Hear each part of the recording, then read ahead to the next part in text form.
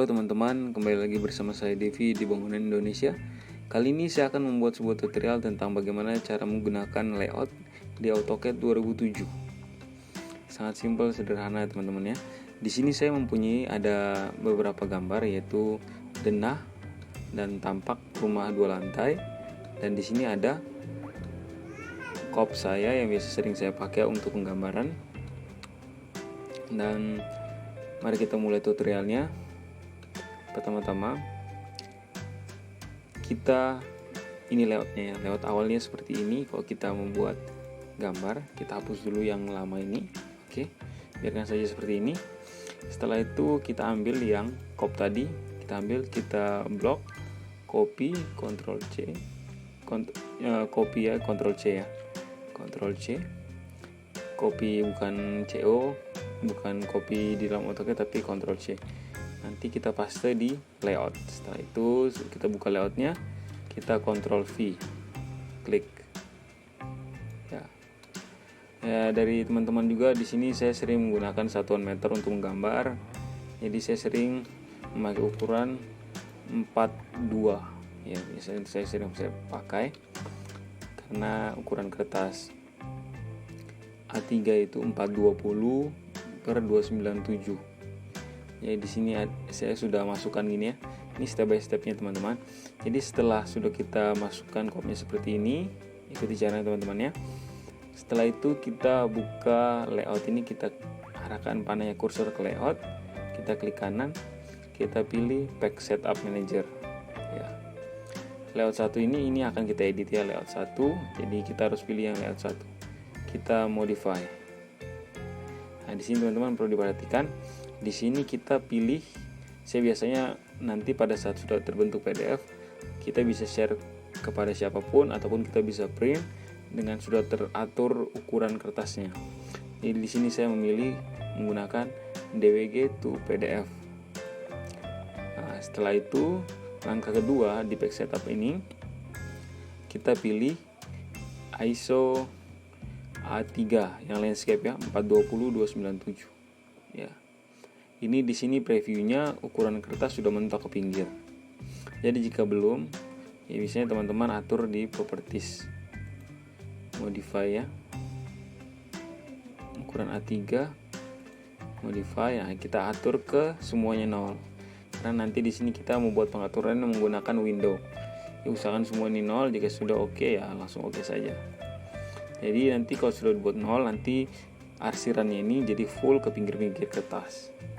Setelah itu kita pilih ganti ini ke window. Window kita pilih yang paling ujung. Ini tandanya ujung kertas kita sampai ke ujung kertas yang paling bawah kanan. Setelah itu yang perlu diperhatikan tambahan, kita center the plot, kita centang, fit to paper kita centang.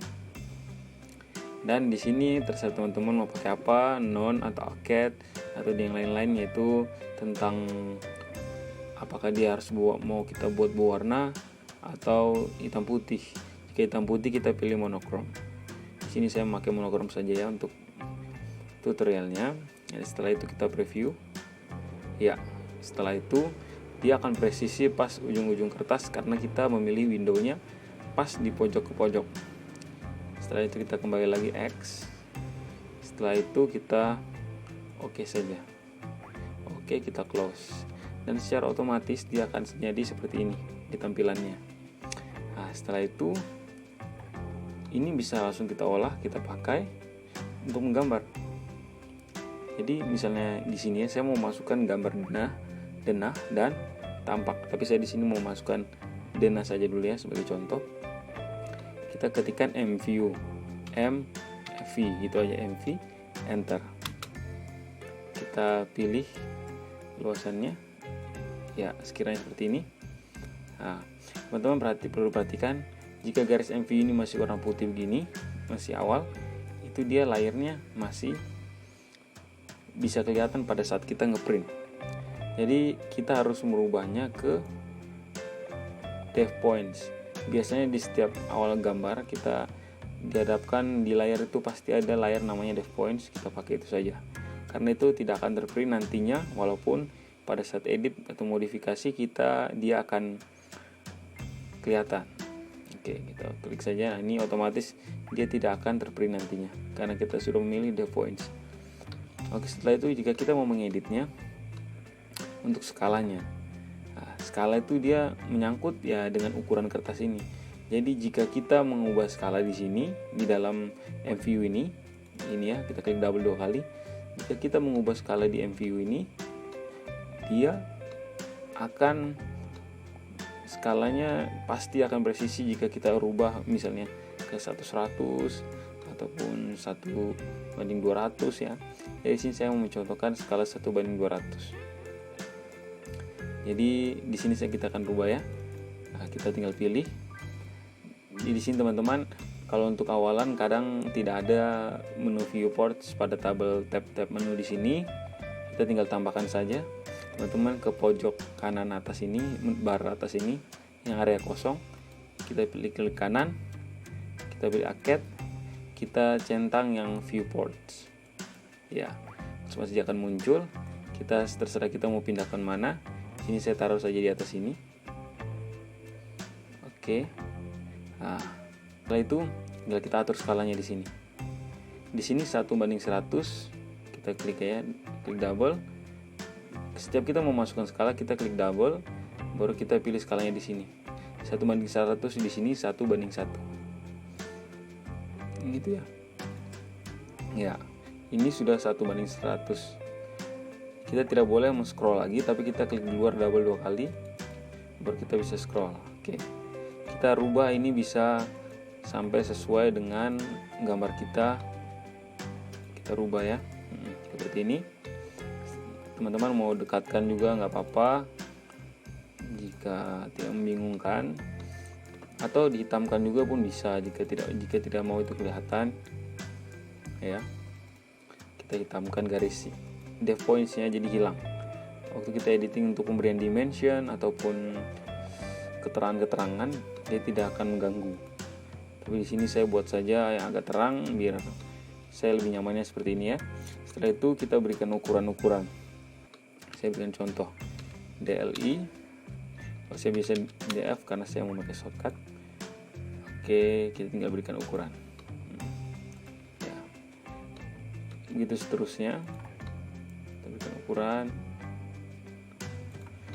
Jadi enaknya menggunakan layout, kita bisa membuat semua keterangan tabel dimensi ini sama, menyelaras semua sama. Dari mungkin di sini adalah gambar denah, di lembar kedua adalah gambar tampak, tapi untuk dimensinya, ukurannya pasti sama, gitu teman-teman. Jadi seperti itu. Jadi tinggal kita berikan saja ukuran-ukurannya. Nah, setelah itu, jika teman-teman mau buat gambar berikutnya, saya sarankan buat di layout lagi berikutnya. Misalnya di sini saya rename, saya ganti namanya menjadi denah ya. Oke, nanti yang layout 2 ini bisa kita hapus saja, delete. Oke, nah denah ini kita tinggal move or copy. Jadi di sini kita rename, bukan rename salah ya, kita move or copy, kita create a copy, centangnya ya. Setelah itu kita move to end. Oke, otomatis dia akan muncul duplikat dan ada pada 2. Nah, setelah itu kita rubah namanya lagi. Misalnya kita mau masukkan tampak. Oke, kita bisa menghapus ini. Mungkin gambarnya ini saya kita hapus dimensionnya. Kotakan ini masih bisa kita pakai, kita bisa lebarkan saja. Kita masukkan tampak yang tadi gambar kita. Kita atur skalanya di sini lagi 1/1. Ya, oke. Saya sudah masuk. Oke, klik luar double. Kita atur lagi. Oke, teman-teman. Kita pindahkan ya. Kita tinggal move saja. Move MView-nya. Kita copy juga bisa. Oke, teman-teman. Kita mau nanti rotate juga bisa.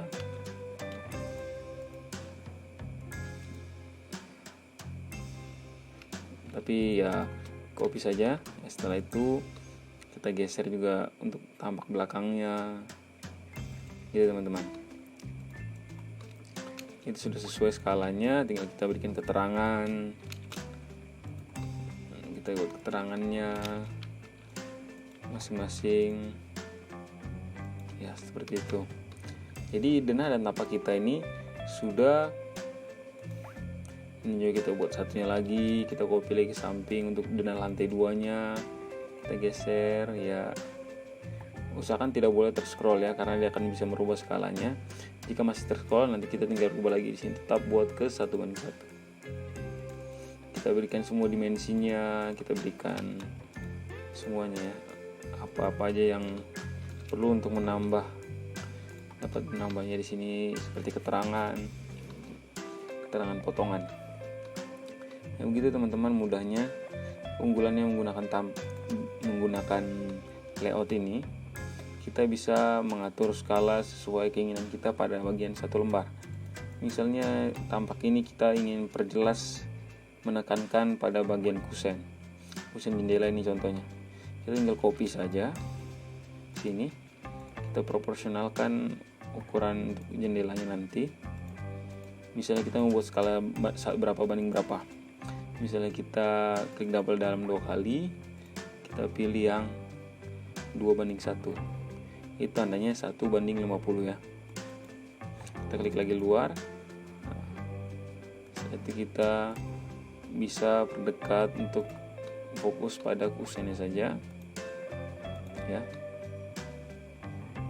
Gitu ya teman-teman. Kusennya saja kita fokus ya. Setelah itu kita bisa memberikan ukurannya, dan ukurannya dia tidak akan meleset ya, soalnya itulah keunggulan dia menggunakan layout.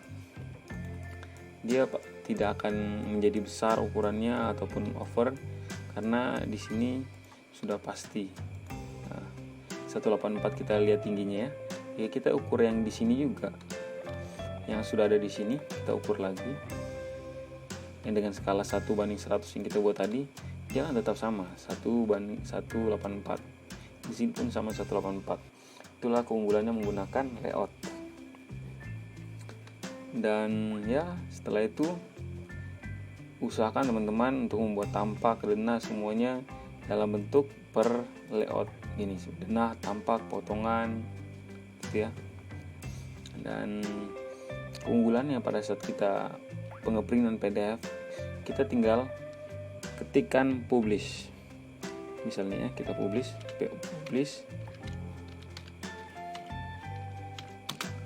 enter. Nah, di sini teman-teman bisa langsung plot dalam sekali langkah gitu ya. Tapi di sini saya mau memberikan contoh, yaitu ada gambar saya yang sudah pernah saya kerjakan, yaitu gambar IMB untuk rumah orang. Nah, saya akan menunjukkan gambar saya. Ini yang pernah saya kerjakan, mulai dari denah, tampak, potongan, rencana fondasi dan lain-lain. Saya cuma menggambarnya cuma seperti ini pada model. Saya tidak memberikan dimensi yang di model. Dan pada saat saya membuat sampul seperti ini ya, denah, saya memberikan dimensinya semua ukurannya di layout. Jadi pada saat kita misalnya membuat rencana air bersih, kita bisa lihat ya. Di sini saya cuma tinggal memakai denah yang tadi, denah untuk denah bangunan. Saya pakai untuk membuat rencana air bersihnya, air kotornya juga semua. Jadi di sini ini adalah gambar saya yang pernah saya kerjakan. Kolomnya, fondasi bloknya.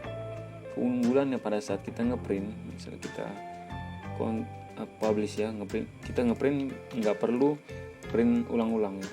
Jadi tinggal cukup publish, enter. Setelah itu kita hapus mana yang tidak perlu. Seperti ini kan ya, jadi tinggal sampul, denah, tampak, potongan, kolom struktur, detail fondasi sampai safety tank. Kita rasa ini sudah oke, susunannya sudah pas. Kita tinggal publish. Nah, setelah itu dia akan secara otomatis layout yang ada semua di sini dia akan ter-PDF-kan semua secara otomatis.